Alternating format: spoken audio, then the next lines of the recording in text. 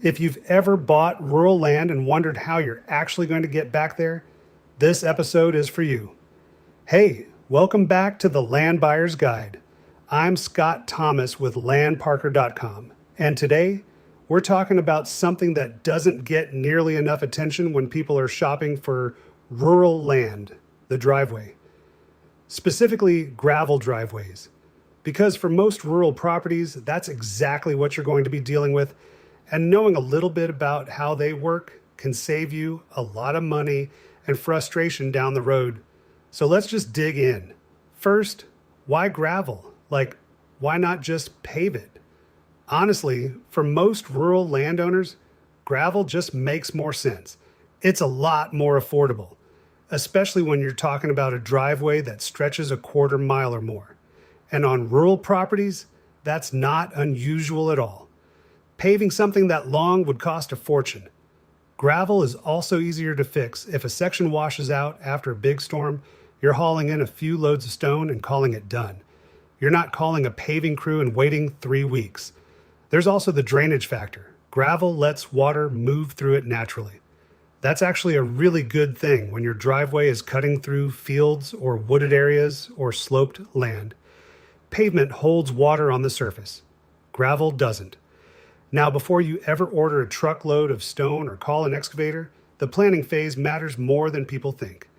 A little bit of thought up front saves a lot of rework later. Start with the route itself. Think about where the water goes when it rains. You want to avoid paths that run through low spots where water collects. If you have options, a route with gentle, gradual slopes is going to hold up better than one with steep grades, because steep grades cause gravel to shift and migrate downhill over time. Width is another thing to think about. For a basic single-lane driveway, somewhere in the range of 10 to 12 feet works for most situations. But if you're expecting bigger vehicles, delivery trucks, farm equipment, maybe an RV, bumping that up to 14 or 16 feet gives you a lot more flexibility.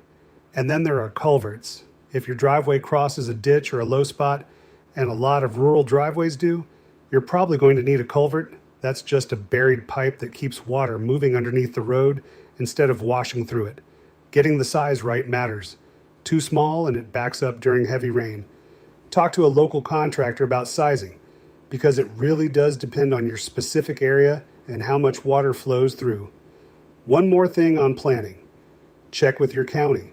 Some areas require a permit when your driveway connects to a public road. It's a quick phone call to the local road department, and it's worth doing before you start anything. All right, let's talk about the gravel itself, because not all gravel is the same, and using the right stuff in the right place is what actually makes a driveway hold up. A solid gravel driveway is usually built in layers. Think of it like building a foundation. The bottom layer, the base, is the most important. This is typically large, coarse, crushed stone. You'll hear it called number 3 or number 4 stone, depending on your region.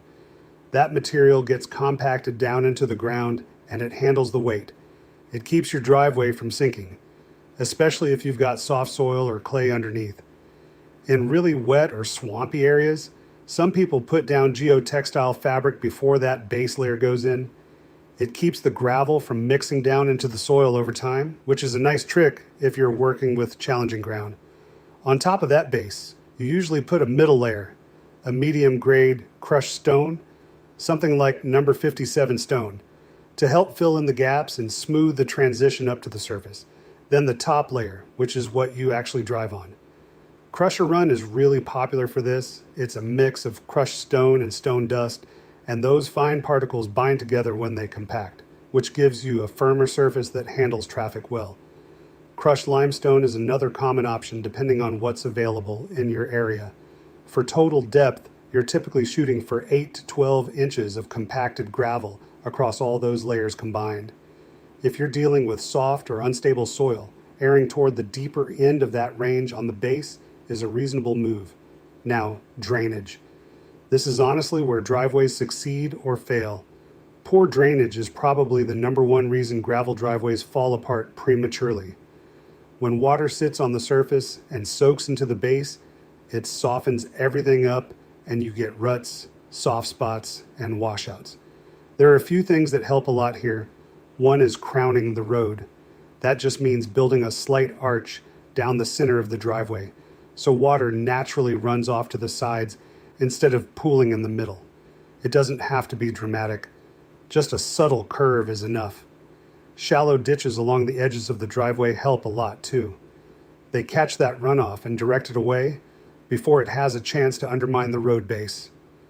On sections with steeper grades, something called a water bar can make a real difference.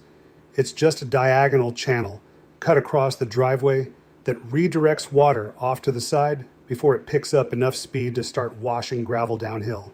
Simple, but effective. And again, culverts. If your area gets heavy rain events, it's worth going a little bigger than you think you need. Local contractors usually have a good feel for what works in your specific region, so lean on that knowledge when you can. Okay, so once your driveway is built, what does ongoing maintenance look like? The good news is it's pretty manageable. Gravel driveways do need some attention, but they're pretty forgiving compared to other surface types. Once a year or after a heavy rain season, it's worth regrading the surface. A tractor with a blade or even a rented grader can smooth out ruts and push gravel back toward the center where it belongs. Over time, gravel naturally migrates to the edges, so redistributing it keeps the surface in good shape. Every few years, adding a fresh top layer of surface gravel keeps things looking and performing the way they should. Gravel compacts over time, so topping it off is just part of the routine. If you notice a soft spot or a section that's starting to sink or get muddy, try to deal with it sooner rather than later. Dig it out, improve the base underneath, and fill it back in. Those spots tend to get worse if you leave them. Keeping vegetation trimmed along the edges makes a difference too. Grass and weeds growing into the edge of the driveway hold moisture and speed up erosion. A clean edge actually helps the whole driveway shed water better. And check your culverts a couple times a year, especially heading into or coming out of heavy rain seasons. Debris clogs them up, and if water backs up instead of flowing through, you'll know about it pretty fast. What does all this cost? It varies a lot depending on where you are, how long the driveway is, what the terrain is like, and local material prices. A rough ballpark for materials and labor combined on a basic installation is somewhere between $1.50 and $3 per square foot, but longer driveways or tougher terrain can push that higher. Getting a couple of quotes from local excavation contractors is a smart move. They'll also know which gravel types perform best in your specific area, which matters more than people realize. What works great in one region might not be the right call somewhere else. Here's the big takeaway from all of this. A gravel driveway is one of the most practical things you can invest in on a rural property. It's the connection between your land and the rest of the world. Getting it right means you can actually use your property the way you want to. Bring in equipment, get deliveries, access the place in wet weather without tearing up the ground. And when something does need attention, gravel is forgiving. A little maintenance goes a long way. Plan your route with drainage in mind. Use the right materials in the right layers. Build your drainage in from the start.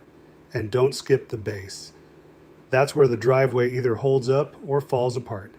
Thanks so much for listening today. If you're thinking about buying rural land or you're just getting started researching, head over to landparker.com. We've got affordable rural properties available across the country with owner financing options that make it easier to get started than you might think. Sometimes as low as $100 down. Take a look at what's available and see if something fits what you're looking for. We'd love to help you find your piece of land. Talk to you next time.